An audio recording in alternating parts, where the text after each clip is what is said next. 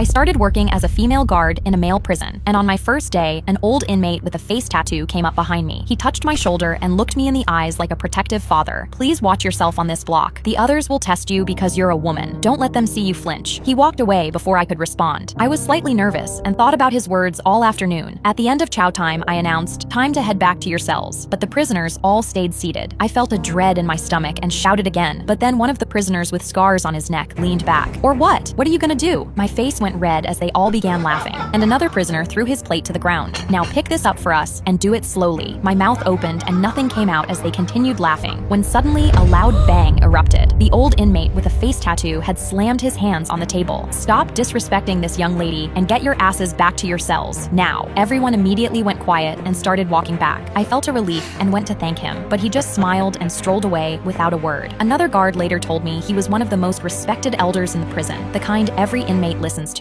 When I caught him in the yard, I asked him, "Why did you stand up for me?" And suddenly, he balled his fist. I clutched my baton at my hip, ready for anything, but then he started crying. "Because my wife looked just like you. She had these different colors eyes and red hair that reminded me of the sunset I looked at as a child." He kept crying. "She died because I couldn't protect her, so I'm going to protect you." I stared at the scariest man I'd ever seen bawling his eyes out and didn't know what to say. I gave him a napkin and walked away. But the next day, while in the kitchen, I turned a corner and saw a group of inmates surrounding the old man, grabbing him by the collar. "You haven't called shots around here in months, but now you want to play hero for the female guard, huh?" They balled their fist and swung at his face. One of his teeth fell out as he dropped to the floor, and I felt rage overcome me. There was 3 of them, and they were bigger, but I didn't care. I charged at them with my taser. I hit the first one's neck, then the second before he could react. The third caught a taser to his eye as he tried to swing. They fell to the floor, and I looked at the old man smiling on the floor without a tooth. "So you're as badass too, just like my wife was." I helped him up and took him to the infirmary.